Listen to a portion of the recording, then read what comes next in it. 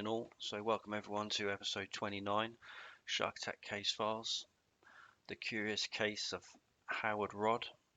So today we're going to go to South Australia. So a location just about 20 kilometers due west of Coffin Bay. So just dive into some statistics here. So great white shark confirmed fatalities in Australia, closing in on 500, so 455 confirmed fatalities. And in South Australia, there's been 26 confirmed, and the last one in South Australia was 2021, which I believe was on a surfer. And before I get into this video in more detail, I'd like to thank a guy called Danny D in the comments section. So his comment basically spawned the idea for this video. So yeah, really appreciate that. And then I think in episode 6 we already looked at another attack which took place in South Australia. That was the Depaul Bucky Buckland attack. If you remember, Paul wasn't wearing his shark pod to the manufacturer's specifications. He kept turning it off while at the bottom of the surface, and Paul was attacked and killed at the surface by a 6 meter, 20-foot great white shark. And there's also some other infamous attacks down in South Australia. There's the infamous 1985 Shirley and Durden attack, which I haven't covered that one, but that was the first total predation witnessed in Australia. Yeah, and there's been many other noteworthy attacks documented in southern Australia. So that's just some stats there.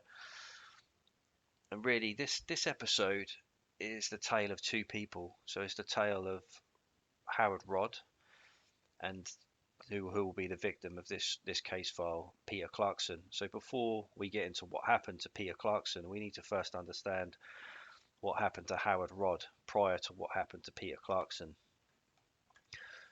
Because the story of Howard Rod really begins as a young man.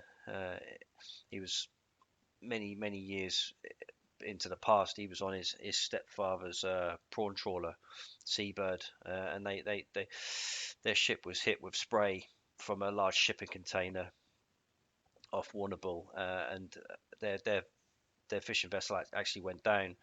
And he and others reputedly spent days on the life raft in the Bass Straits, as you can see from the map here, before drifting to shore. So he met his first incident from a young age. And then years later, Howard was actually diving for abalone off Port Lincoln. Howard Rod was diving for abalone off Port Lincoln when his boat sank, when a boat sank alongside him. And that time his crewmate was lucky, and that they both made it to shore. And then many years later, up here, when Howard Rod was 44, he and another guy called Danny Thorpe, who was 47 at the time, they were diving for abalone on the 21st of November in the year 2000 off Seduna. And Howard was actually diving in this case, and Danny was shelling and acting as a deckhand on the boat. And it was bad weather that afternoon, and they had come across a treacherous patch of tides. Wind and waves were fighting against each other, and they both of them were like seasoned seamen. The boat actually hit a wave too hard, and it completely swamped their abalone boat. And actually, Danny stayed with the boat, and Howard decided to swim for the shore, which there was an island about 5 kilometers away.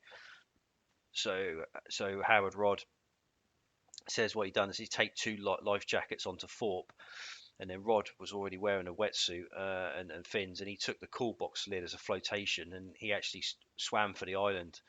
But the winds and current took him past it, and he was actually in the water all night for a total of 15 hours, and he swam 15 kilometers. And just after dawn, he actually saw some dorsal fins in the water, and for a second he thought he was like dead, but luckily they were dolphins. And two surfers had actually been killed about 2 months before in the same area, so there was definitely shark activity in the area, great whites, and it's obviously an area synonymous for great whites. And Rod actually staggered out of the water onto an empty beach, sort of parallel with the coast, and he was like, exhausted from his swim. But he actually eventually found civilization, and he was rescued. And Howard said that Danny had stayed sitting on the boat for hours and hours, because the trouble is they were sort of being blown offshore, so he decided to swim for it, but Danny refused to move, and he said his friend just clung to the boat, and he refused to put on a wetsuit. because he believed that they sort of encouraged shark attacks, and he basically just was too petrified to move, so he didn't attempt to swim. And then they actually never found Danny Thorpe's body, and they believe he died somewhere around the 20th, sort of a day later, 20th of November. It's a date that he disappeared, and that they never found him. They pulled the boat up, the boat had sunk, and there was actually evidence from the local forensic specialist who looked into this case. They discovered a number of items that were found by searchers, like they had scratch marks on and bite marks that were consistent to have been inflicted by a great white shark. In particular, there was scratches on the lid of a clear plastic food container from the boat, and wires which connected the life jacket to the light displayed such markings of a great white shark bites. And there was a lot of marks on some other items, and the most conclusive piece of evidence, I think, the life jacket that it actually worn by Mr. Thorpe had sustained damage, and the outer coverings were completely shredded. So that guy was killed by sharks, they reckon. And obviously, yeah, Howard Rod, he was brave, and he done the swim, and he survived, but obviously his friend was not so lucky. And then if we then go back to Mr. Clarkson, so his friend, so this guy Peter Clarkson, he was a regular diver, and he often took trips all around Australia diving, and he was actually in Western Australia off the coast there, and he was diving there in August the 13th, 2002, which eventually turned into a testimonial for a shark protection device known as a shark shield that he was wearing at the time. And it's worth noting that at this point Peter Clarkson was 49 years old, and he'd spent like 14,000 hours underwater in the past 30 years of his life, and the dive community actually named him like Peter Perfect. He knew everything about diving. He's a complete expert. And prior to the attack we're going to look at in this video, in early August 2002, Peter was actually hooker diving in 50 meters of water here off of Kalbarri, Western Australia. And after completing his time at the bottom, he'd obviously, because he was like in 50 meters of water, he'd incurred a reasonable decompression penalty due to the water depth, and he was making his slow ascent when he realised that he was like no longer alone. About 10 meters away, swimming vertically at the same rate as himself, was a large great white shark. And Peter had like rehearsed this many times in his head, this scenario, like many thousands of times over his 27 years of diving.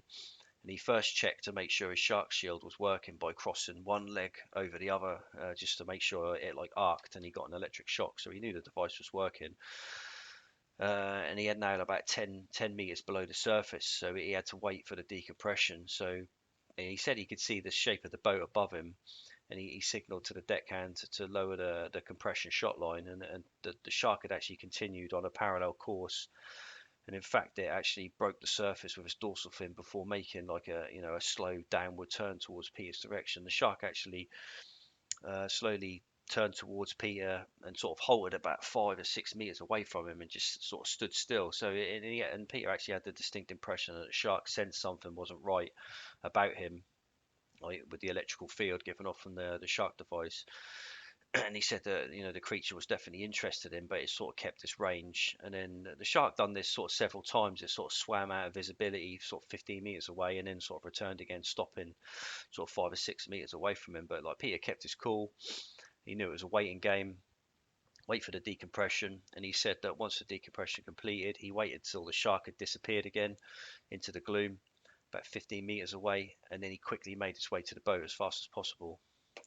And he actually, in that instance, he made it out, kept his cool, and he obviously lived to fight another day.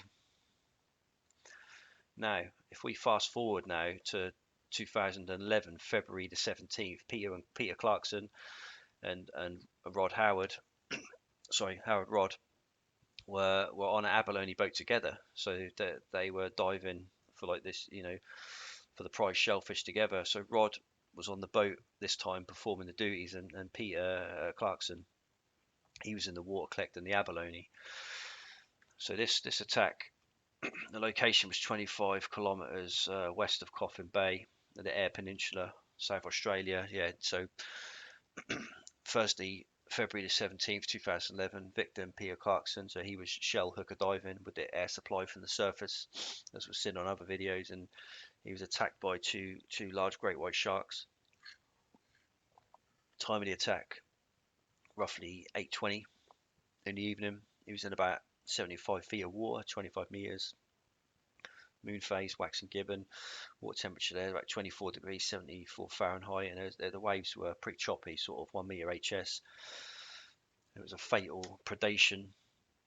Yeah, and the narrative. So in terms of narrative here, the best account or best description I've found of this attack, actually, I've heard it comes from Neil Rod, which is Howard's son. So Howard Rod's son, Neil Rod, he actually gave an account on Abalone Wars, which is, I think, a program you can watch on the Discovery Channel. So Peter Clarkson had actually taught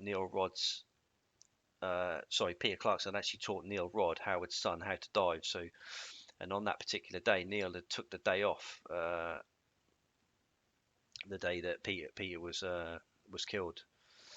And I'll leave a link for the video below of Neil Rod explaining the attack, but because Howard himself actually refused to relive the attack in court, he wouldn't go over it in court. It's just too traumatizing. So what happened was, all of a sudden, the compressor just started revving like mad as hell on the boat, on the surface, which meant part of the airline had been cut below. So yeah, Howard Rod knew this, and at the end of the hose actually hit the surface and just started fizzing around on the surface. So he knew the line had been cut, and then seconds later, after the airline hit the surface, Peter hit the surface, and he was clearly in trouble. The water had begin to cloud with blood, and Howard actually managed to get Peter up to the side of the boat, but he was obviously too heavy in all his gear, and he's a big guy anyway. I think he was like 90 kilo guy, sort of 200 pound guy, and he couldn't lift him up. Blood was everywhere, and at this point, it was not clear if Peter was like conscious or not conscious, but he couldn't pull him out of the water. He just tried to hold him alongside the boat, but then at that point, there was like two sharks who already seemed to be in a bit of a frenzy, and then one of these large sharks just came up and just grabbed Peter's body from Howard's grasp, and just took him down. And then yeah, that was the last they saw of him, or the last that Howard Rod saw of him. But this is where it gets interesting, is how Howard reacted after some of these pieces of information after the attack. So basically, after this happened, Howard actually failed to alert search teams. A person like this guy had like 30 years experience, and he didn't mark the location. He said that the EPIRB and the GPS wasn't working. I think he actually threw the anchor in the water with no rope on it. He didn't put out a marker buoy to locate the location. And he didn't raise the alarm for 3 hours either. And there was also evidence of Peter's blood on the boat, with also evidence of like detergent where he potentially tried to wash it off. And then there was the only evidence they had was like the severed air hose, which actually did show signs that it had been severed by a shark. So experts said that airline was severed by a shark, not a knife. And Mr. Rod initially agreed to take the police divers to the site of the attack, but then his lawyer advised him against it, so he didn't do it. And there's some other stuff as well. I mean, his other son was serving 16 years for murdering another fisherman, which is I think it's just a coincidence. But yeah, so basically an active EPIRB to mark the location would have been good. I mean, to drop a marker buoy would have been good. Have an anchor on board would have been nice. So use a radio to alert the authorities of what transpired. Use a flare to track the other vessels. Remain at the location might have helped to see if anyone could arrive to give him a hand.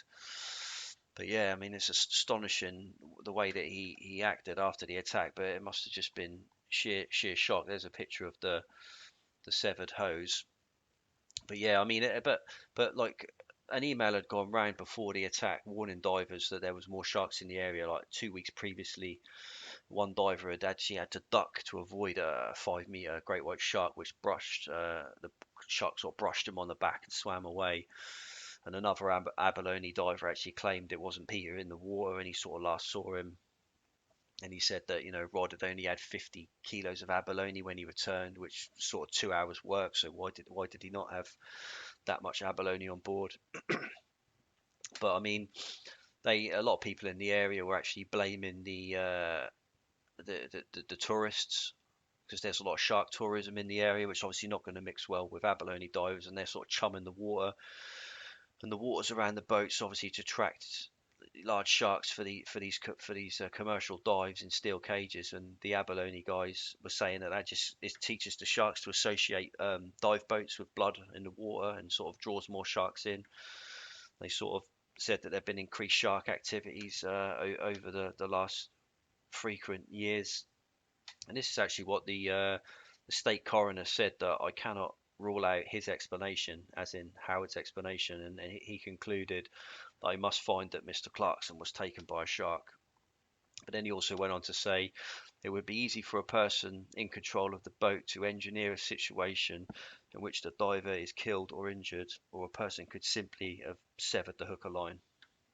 But this is just a lot of speculation. And to wrap the video up, I mean, I think the dive community were in the area. They were behind Howard Rod, and I don't think his character was open to debate, and it was generally considered that Peter Clarkson was taken by sharks. And I think in recent years they tend to use more this type of shark cage to dive in, rather than free diving with the hooker line. They have the hooker line come through, and they use these shark cages, which are a lot safer. So if a shark appears, they can get inside the cage, and at least they've got some protection as well. Because we know that most of these attacks take place either in mid-water or at the surface. So if you've got a cage where you can safely get back to the boat, it's a lot safer. So you don't get attacks like this, what happened to like Paul Buckland, or what happened to Peter Clarkson here. Because in my opinion, I mean, this guy was taken by sharks, so it's just unfortunate. Both these guys had been in a lot of trouble at sea previously, and I think in this case, I think yeah, Peter Clarkson just met the piper on this occasion and paid the price. And I think this his friend Howard Rod. I mean, I just think that he was, imagine trying to pull one of your best mates up to the side of the boat and just gets eaten in front of you when you're trying to pull him up, and just blood going everywhere. I mean, that you'd probably be in shock as well if that happened to you. So yeah, it's a strange tale, this one, but hope I explained it well enough, and I hope you enjoyed the story. So laters.